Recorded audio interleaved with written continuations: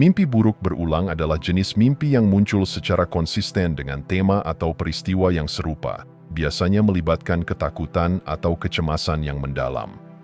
Seringkali, seseorang merasa terjebak dalam mimpi yang sama malam demi malam, seakan-akan ada sesuatu yang belum terselesaikan. Mimpi buruk ini dapat menyita perhatian dan energi emosional seseorang, bahkan ketika mereka terjaga. Apa yang membuat mimpi buruk berulang berbeda dari mimpi biasa adalah intensitas emosinya. Mimpi biasa bisa menjadi aneh atau membingungkan, tetapi mimpi buruk berulang cenderung meninggalkan jejak ketakutan yang nyata. Seperti sebuah bayangan gelap yang menghantui, mimpi buruk berulang membawa serta kecemasan yang mendalam dan sulit diabaikan.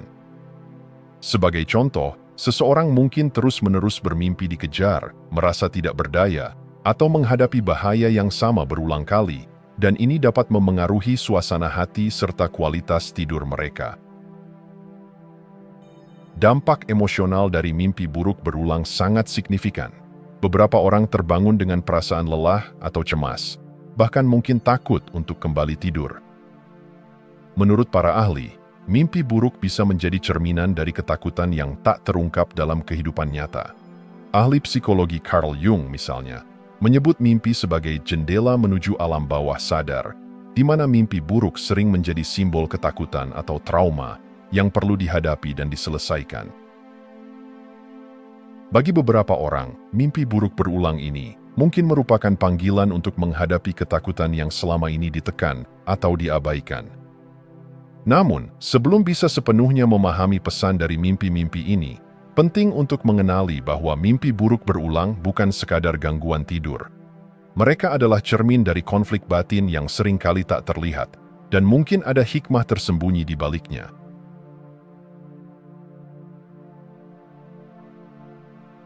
Mimpi buruk berulang tidak muncul tanpa alasan.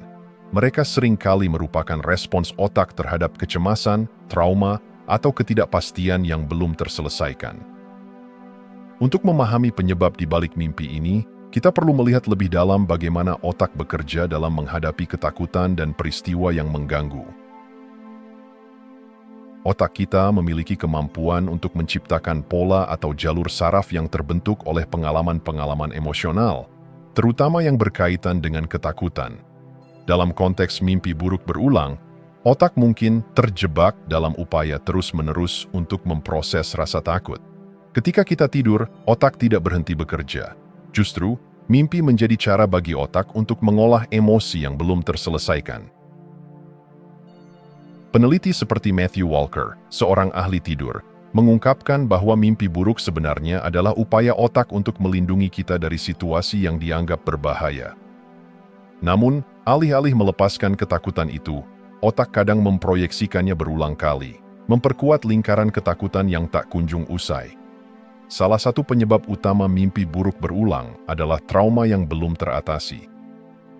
Trauma emosional, baik dari masa kecil atau kejadian baru-baru ini, seringkali muncul dalam mimpi sebagai cara tubuh dan pikiran untuk mencoba menyembuhkan diri. PTSD, Post-Traumatic Stress Disorder, adalah contoh yang sangat jelas di mana trauma bisa mengakibatkan mimpi buruk yang mengerikan dan berulang. Dalam sebuah studi, para veteran perang sering melaporkan mimpi buruk berulang yang terkait dengan pengalaman traumatis mereka di medan perang. Hal ini menunjukkan bahwa ketika trauma tidak diselesaikan, ia akan terus menghantui seseorang, baik di kehidupan nyata maupun di alam mimpi. Untuk beberapa orang, mimpi ini menjadi cerminan dari perasaan tak berdaya yang mereka alami saat menghadapi peristiwa traumatik tersebut. Sangat penting untuk mencari bantuan profesional dalam menghadapi trauma, karena mimpi buruk berulang bisa menjadi tanda bahwa ada luka emosional yang mendalam yang perlu disembuhkan. Banyak ahli psikologi berpendapat bahwa mimpi buruk tidak hanya sekadar gangguan, tetapi juga berfungsi sebagai pesan dari alam bawah sadar kita. Sigmund Freud, bapak psikoanalisis, percaya bahwa mimpi adalah jalan menuju pemahaman tentang diri kita yang lebih dalam. Mimpi buruk bisa menjadi peringatan dari bawah sadar akan masalah yang sedang kita abaikan, atau konflik batin yang tidak kita sadari. Sebagai contoh, seseorang yang terus bermimpi tentang kehilangan kontrol mungkin sedang menghadapi masalah dalam kehidupan nyata yang membuat mereka merasa tidak berdaya. Menyadari emosi-emosi ini dan mencoba memahaminya dapat membantu menemukan akar dari ketakutan yang muncul di dalam mimpi. Dengan melihat mimpi buruk sebagai bentuk komunikasi dari bawah sadar, kita bisa belajar untuk menghadapi masalah-masalah kehidupan nyata dengan lebih terbuka. Mungkin, di balik ketakutan yang muncul, ada kesempatan untuk pertumbuhan pribadi yang lebih besar.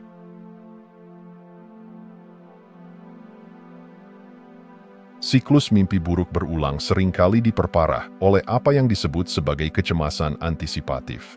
Ini adalah perasaan cemas yang muncul sebelum tidur, karena seseorang khawatir akan mengalami mimpi buruk lagi. Kecemasan ini membentuk lingkaran setan, di mana ketakutan akan mimpi buruk justru membuat mimpi buruk semakin mungkin terjadi. Dalam situasi ini, otak kita secara tidak sadar mempersiapkan diri untuk menghadapi ketakutan, sehingga malah menciptakan mimpi buruk yang ditakuti. Bayangkan seseorang yang sering bermimpi dikejar. Mereka mulai khawatir setiap kali hendak tidur, berpikir, bagaimana jika mimpi itu datang lagi? Kecemasan ini bisa meningkatkan stres sebelum tidur, yang kemudian memicu mimpi buruk yang lebih intens. Sebuah contoh nyata bisa dilihat dari mereka yang mengalami mimpi buruk terkait trauma.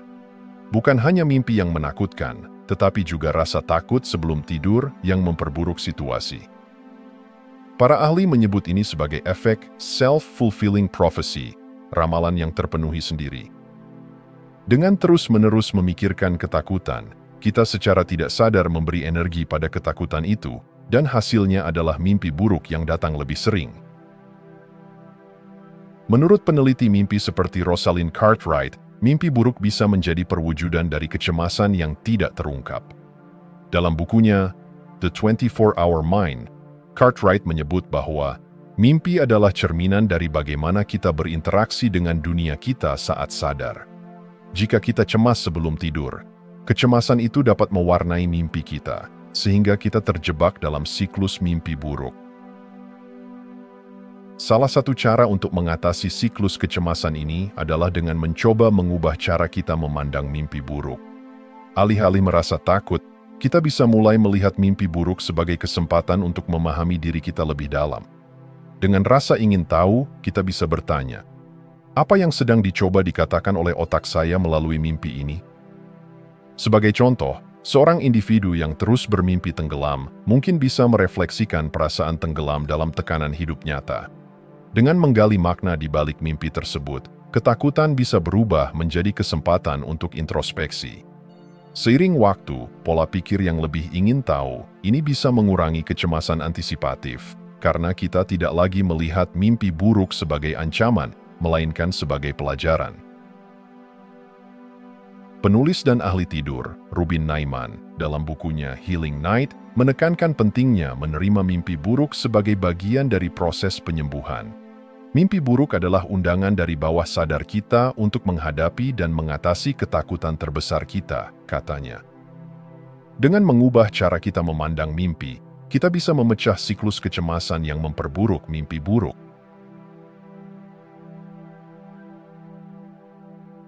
Gaya hidup kita memiliki pengaruh besar terhadap kualitas tidur dan mimpi yang kita alami, termasuk mimpi buruk. Stres, pola makan, dan kebiasaan sehari-hari semuanya berperan dalam menciptakan kondisi mental dan fisik yang mempengaruhi alam bawah sadar saat kita tertidur. Ketika kita mengabaikan faktor-faktor ini, kita mungkin tanpa sadar menciptakan lingkungan yang memicu mimpi buruk yang berulang. Stres adalah salah satu penyebab utama mimpi buruk. Ketika kita menghadapi tekanan dalam kehidupan sehari-hari, baik itu dari pekerjaan, hubungan, atau masalah pribadi, pikiran kita menjadi sibuk, bahkan saat kita tidur. Otak kita tidak dapat sepenuhnya melepaskan diri dari beban emosional tersebut.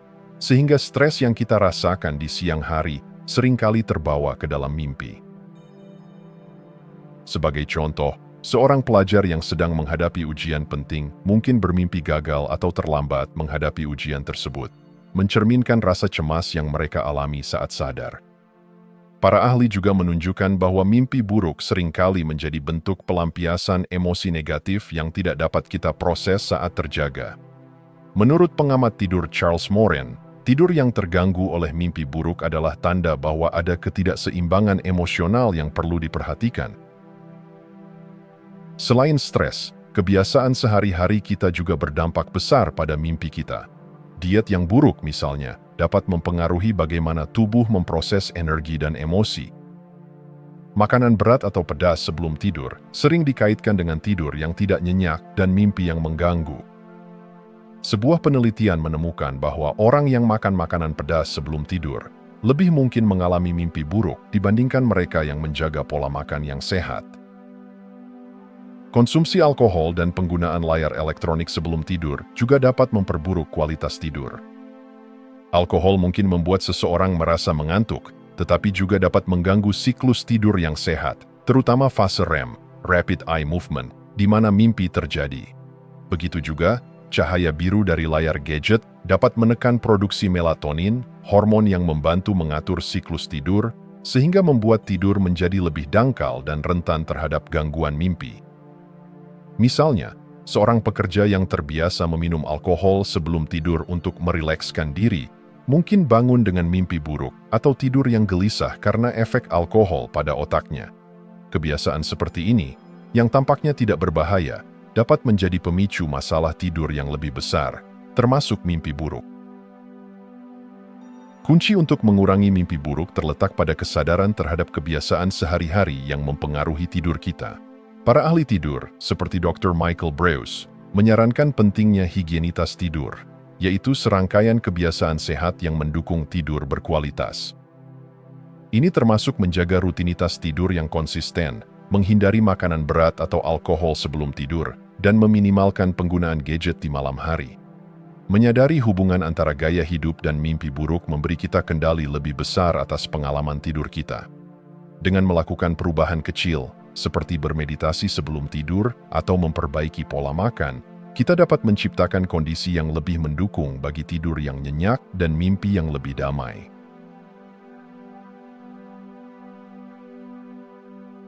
Mimpi buruk seringkali berfungsi sebagai cerminan dari ketakutan terdalam yang mungkin tidak kita sadari atau sengaja abaikan. Alam bawah sadar kita menyimpan emosi, trauma, dan kekhawatiran yang tak terselesaikan, dan mimpi buruk bisa menjadi jendela menuju ketakutan tersebut. Melalui mimpi, otak kita menciptakan gambaran yang mengganggu untuk menarik perhatian kita terhadap konflik batin yang belum kita hadapi. Banyak ahli psikologi setuju bahwa mimpi buruk adalah cara otak memproses emosi yang kompleks. Sigmund Freud misalnya, melihat mimpi sebagai manifestasi dari keinginan yang ditekan, termasuk ketakutan atau keinginan yang sulit kita terima saat terjaga. Ketika kita bermimpi, otak bekerja melalui simbol-simbol yang menggambarkan ketakutan terdalam, baik itu rasa tidak aman, kehilangan kendali, atau ketakutan akan kegagalan. Sebagai contoh, seseorang yang sering bermimpi jatuh dari ketinggian mungkin sebenarnya sedang mengalami perasaan kehilangan kontrol dalam kehidupan nyata. Mimpi ini mungkin muncul dari kekhawatiran yang tersembunyi tentang pekerjaan, hubungan, atau tanggung jawab yang dirasa semakin sulit dikelola. Mimpi buruk ini menjadi cerminan dari ketidakpastian yang kita rasakan di dunia nyata. Mencatat mimpi bisa menjadi langkah penting dalam memahami ketakutan terpendam kita. Dengan menuliskan mimpi sesaat setelah bangun, kita bisa mulai melihat pola berulang dan tema yang sering muncul dalam mimpi buruk. Apakah mimpi kita selalu berkaitan dengan perasaan takut dikejar, atau mungkin tentang kehilangan seseorang yang penting? Beberapa orang yang mencatat mimpi mereka selama berbulan-bulan menemukan bahwa mimpi buruk mereka sering berakar pada masalah yang mereka alami di kehidupan sehari-hari. Misalnya, seorang karyawan yang terus-menerus bermimpi terlambat datang ke tempat kerja, mungkin sebenarnya sedang menghadapi tekanan besar di kantor dan takut gagal memenuhi ekspektasi. Dengan mencatat mimpi, mereka bisa mulai menyadari pola ini dan lebih siap untuk menghadapi masalah di dunia nyata. Ahli mimpi, Kelly Balkley, mengatakan bahwa mimpi bukanlah sekadar gangguan, melainkan komunikasi dari diri kita yang lebih dalam. Dengan menyadari emosi dan tema yang muncul dalam mimpi buruk, kita dapat mengidentifikasi sumber kecemasan yang mungkin tidak kita sadari saat terjaga. Setelah memahami bahwa mimpi buruk adalah refleksi dari ketakutan terdalam, kita bisa mulai menghadapi ketakutan tersebut secara lebih terbuka. Mimpi buruk tidak selalu harus dihindari atau dianggap sebagai sesuatu yang buruk. Sebaliknya, mereka bisa menjadi peluang untuk tumbuh dan memahami diri lebih baik. Dengan menghadapi ketakutan yang muncul dalam mimpi, kita bisa mulai menyelesaikan masalah yang mungkin mempengaruhi kita di bawah sadar. Misalnya, seorang individu yang sering bermimpi tentang tenggelam dalam air mungkin mulai menggali perasaan tertekan yang mereka rasakan dalam kehidupan nyata. Dengan mengenali bahwa mimpi tersebut adalah metafora untuk perasaan terjebak atau tertekan, mereka bisa mulai mengambil langkah-langkah untuk mengatasi tekanan itu di dunia nyata, baik melalui berbicara dengan teman, mencari bantuan profesional, atau melakukan perubahan dalam kehidupan mereka.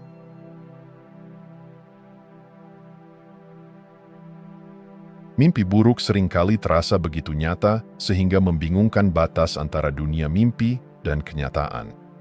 Beberapa teori menyebutkan bahwa mimpi buruk bisa jadi bukan sekadar proyeksi bawah sadar, tetapi juga gambaran dari realitas alternatif atau dimensi lain. Konsep ini, meskipun terdengar spekulatif, menarik banyak perhatian, terutama karena dalam beberapa mimpi, kita merasa sangat yakin bahwa apa yang kita alami itu nyata. Beberapa filsuf dan ilmuwan teori menyatakan bahwa mimpi mungkin menjadi cara kita menyentuh realitas lain yang sejajar dengan dunia yang kita kenal.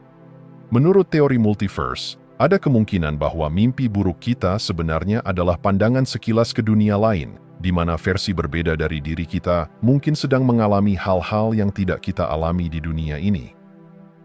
Misalnya, seorang individu yang sering bermimpi tentang menghadapi bencana besar atau situasi yang penuh kekacauan, mungkin secara tidak sadar menjelajahi kemungkinan realitas alternatif di mana situasi tersebut benar-benar terjadi. Pemikiran ini membuka kemungkinan bahwa mimpi buruk bukan hanya ekspresi kecemasan atau trauma, tetapi juga bentuk penjelajahan ke dunia yang tak kita kenali. Fisikawan teoretis seperti Michio Kaku menjelaskan dalam bukunya Parallel Worlds, bahwa alam semesta kita mungkin hanyalah satu dari banyak alam semesta, dan ada kemungkinan bahwa kita bisa memiliki pengalaman sadar di lebih dari satu dunia. Meskipun ini masih menjadi perdebatan di kalangan ilmuwan, gagasan bahwa mimpi bisa menjadi jendela ke dimensi lain memicu rasa ingin tahu yang mendalam. Dalam banyak budaya, mimpi telah lama dianggap sebagai penghubung antara dunia kita dan dunia yang tidak kasat mata. Beberapa masyarakat tradisional percaya bahwa mimpi, terutama mimpi buruk, adalah cara roh atau entitas dari dimensi lain berkomunikasi dengan kita. Ini menciptakan spekulasi bahwa mimpi buruk tidak hanya memiliki makna simbolis, tetapi juga merupakan peringatan dari realitas lain. Sebagai contoh, seseorang yang bermimpi terus-menerus dikejar makhluk aneh, mungkin merasa bahwa mimpi ini adalah lebih dari sekadar ketakutan bawah sadar. Beberapa orang percaya bahwa mimpi tersebut mungkin menunjukkan adanya ancaman atau bahaya di alam lain yang secara tidak sadar mereka rasakan. Namun, banyak psikolog berpendapat bahwa gagasan tentang dunia paralel ini hanyalah metafora untuk memahami kompleksitas pikiran manusia. Mimpi buruk, menurut para ahli seperti Carl Jung, lebih mungkin merupakan pantulan dari konflik batin yang kita alami, yang memanifestasikan diri dalam bentuk cerita-cerita aneh dan menakutkan di dalam mimpi. Jung menyebut mimpi sebagai mitos pribadi yang mencerminkan keinginan, ketakutan, dan ketidakpastian kita sendiri. Terlepas dari apakah mimpi buruk benar-benar mencerminkan realitas lain atau tidak, yang jelas adalah bahwa mimpi menantang pemahaman kita tentang kenyataan. Dalam mimpi, batas antara apa yang nyata dan tidak nyata menjadi kabur, dan ini bisa memicu refleksi mendalam tentang kehidupan kita sendiri. Sebagai contoh, seseorang yang sering bermimpi berada dalam situasi yang sama sekali berbeda dengan kehidupan nyata mereka mungkin mulai mempertanyakan apa yang mereka inginkan dari kehidupan. Mimpi buruk seperti ini bisa menjadi peluang untuk merenung tentang arah hidup kita dan pilihan-pilihan yang kita buat.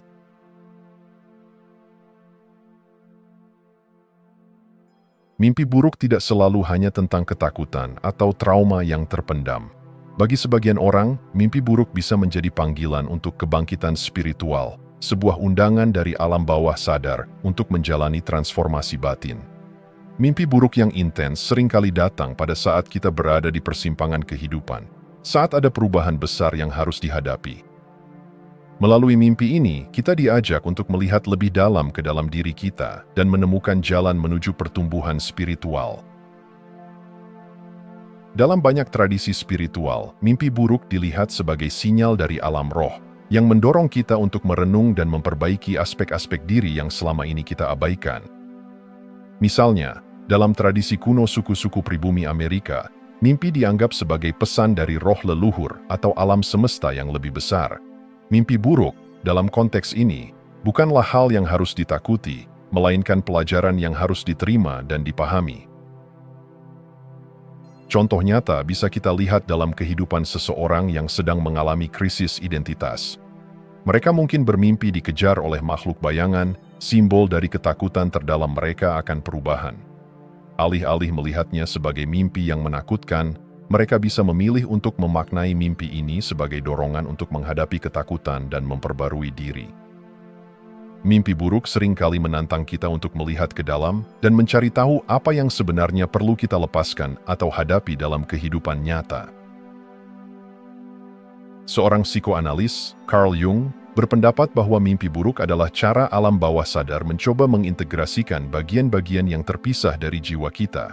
Dalam proses yang disebutnya sebagai individuasi, mimpi buruk membantu kita menyatukan semua aspek diri, termasuk yang paling tersembunyi dan gelap, ke dalam kesadaran kita. Menurut Jung, mimpi buruk adalah sinyal bahwa kita siap untuk menerima dan memahami diri secara lebih utuh. Banyak orang yang menemukan pencerahan spiritual melalui mimpi buruk yang mereka alami. Setelah menghadapi ketakutan mereka dalam mimpi, mereka sering merasa lebih kuat dan lebih terhubung dengan diri mereka sendiri. Mimpi buruk memaksa kita untuk menghadapi bayangan kita, bagian dari diri yang sering kita hindari. Dengan menghadapi mimpi buruk, kita diberi kesempatan untuk tumbuh, baik secara mental, emosional, maupun spiritual. Seseorang yang bermimpi tentang kematian berulang kali mungkin merasa takut pada awalnya. Tetapi kematian dalam mimpi seringkali merupakan simbol dari akhir satu fase hidup dan awal dari fase yang baru.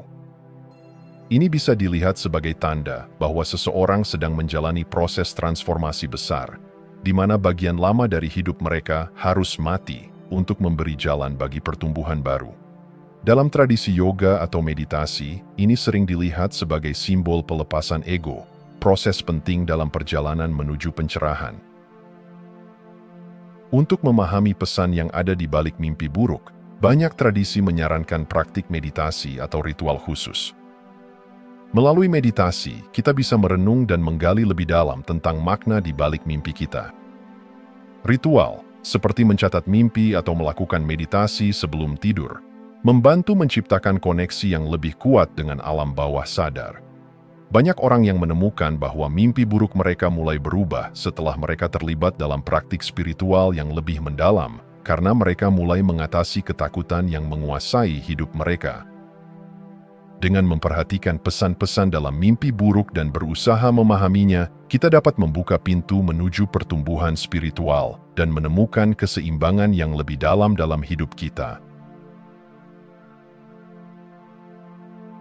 Jika Anda masih menonton, saya ingin mengucapkan terima kasih. Jika video ini bermanfaat dan menambah wawasan, silahkan membagikan video ini dengan orang lain. Pertimbangkan juga untuk subscribe di channel ini, karena dukungan Anda akan sangat membantu dan berharga. Jangan ragu untuk berbagi pengalaman atau pemikiran Anda di kolom komentar. Semoga hari-hari Anda selalu dipenuhi dengan kelimpahan dan kebahagiaan.